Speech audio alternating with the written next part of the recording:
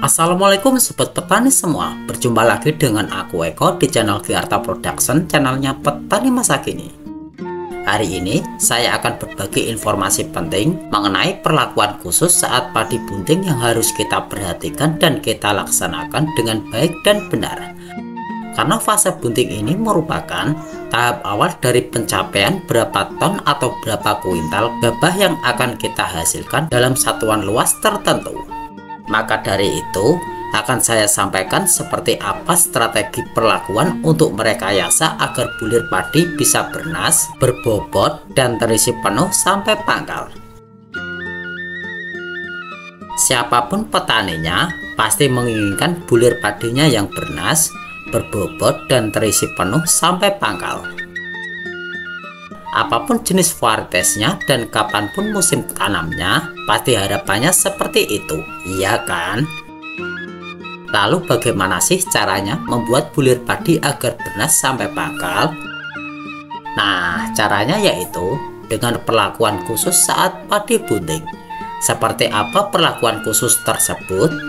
Oke, berikut ini tips perawatan padi bunting versi channel Giarta Production.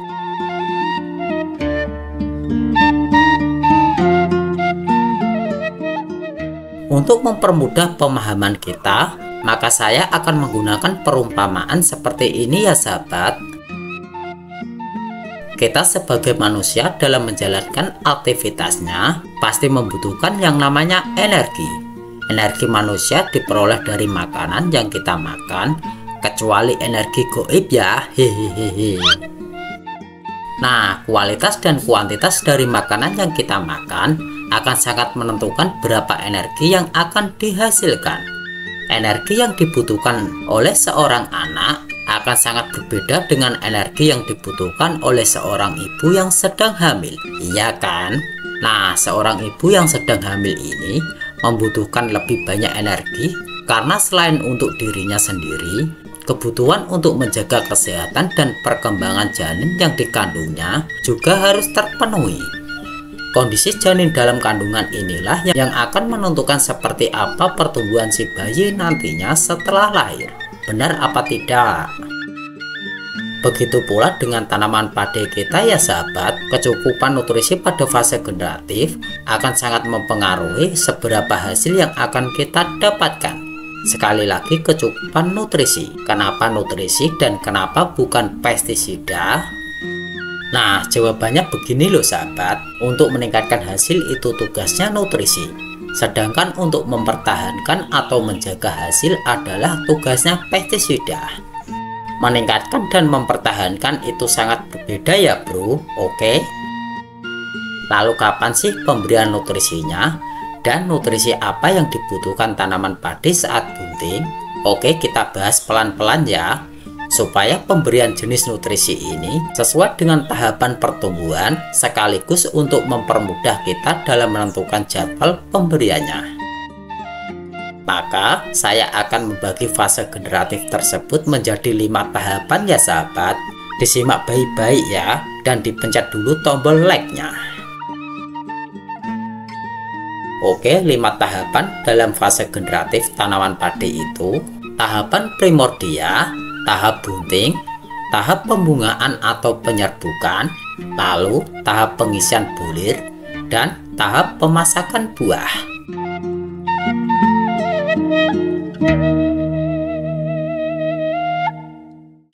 Nah, tahapan primordia kira-kira usia 40-50 hari setelah tanam. Ini bisa diibaratkan seperti seorang wanita yang lagi ngidam. Segala kebutuhan baik itu gizi, vitamin, karbohidrat, dan lain-lain harus tercukupi.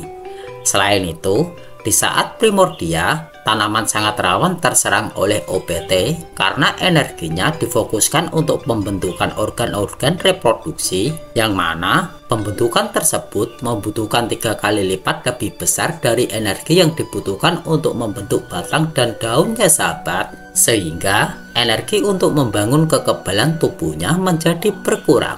Oleh karena itu, sebisa mungkin jadwal pemberian pupuk susulan terakhir dengan kandungan fosfat dan kalium kita aplikasikan mendekati fase primordia ini untuk menjamin ketersediaan nutrisi di saat tanaman sedang membutuhkan banyak energi. Oh ya, untuk jenis dan dosis pemupukan bisa dilihat pada video di pojok kanan atas atau dengan thumbnail yang ini.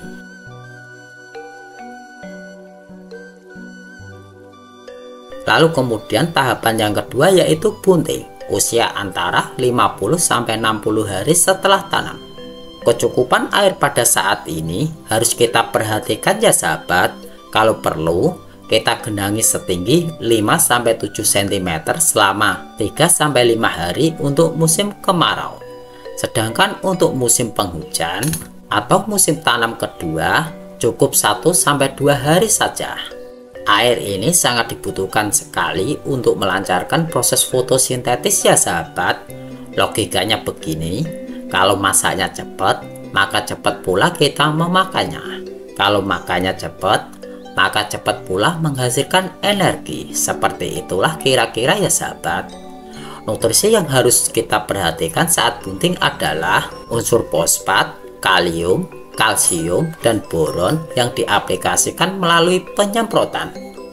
Untuk memperoleh hasil yang maksimal, perlu juga kita tambahkan CBT asam gibberellat, dan untuk menjaga tanaman padi dari serangan hama maupun penyakit, maka perlu ditambahkan pestisida.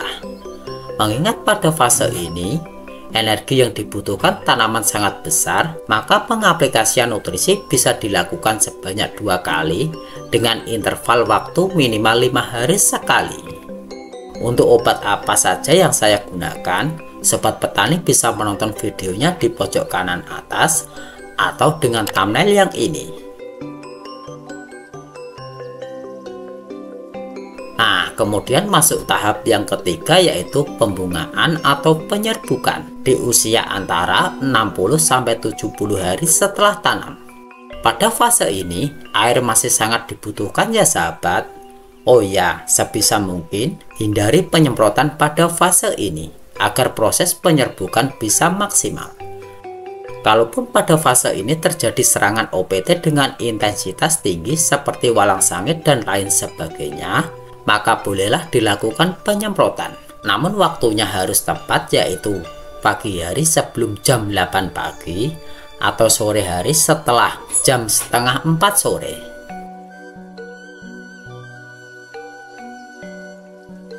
Selanjutnya kita masuk tahap yang keempat, yaitu pengisian bulir padi usia 70-80 hari setelah tanam. Fase ini ditandai dengan mulai membungkuknya malai. Jadi ketika 70% dari lahan kita malai sudah mulai membungkuk, maka fase pengisian sudah terjadi ya sahabat. Pada fase ini air bisa diturunkan, tidak perlu digenangi lagi. Namun jangan sampai tanahnya kering dan biarkan lembab gitu saja. Nutrisi utama yang harus kita berikan adalah unsur fosfat, kalium, dan sedikit nitrogen. Pada fase ini, saatnya kita menggenjot nutrisinya ya sahabat, karena proses pengisian ini paling lama hanya 15 hari tergantung jenis varietesnya. Perlakuan selama 15 hari ini kita fokuskan pada pemberian nutrisi dengan kandungan fosfat dan kalium, kemudian di rolling dengan unsur kalsium, boron, dan silika.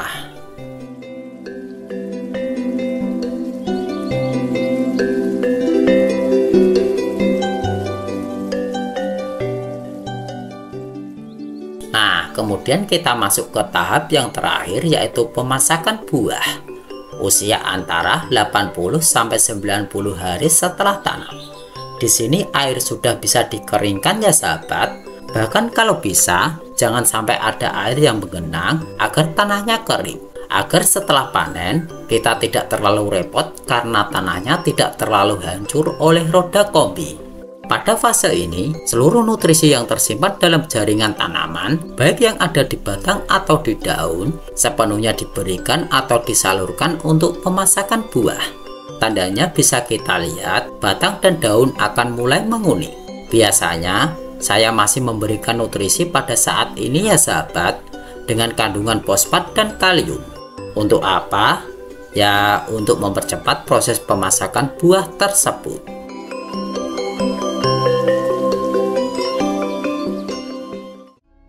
Jadi seperti itu ya sahabat, tips perawatan padi saat bunting yang bisa saya bagikan. Semoga pembahasan ini bermanfaat untuk sobat petani dimanapun berada.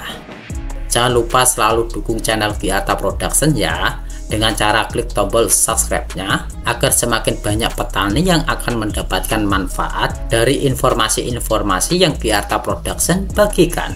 Aku Eko, terima kasih sudah menonton hingga akhir. Dan salam sukses petani Indonesia.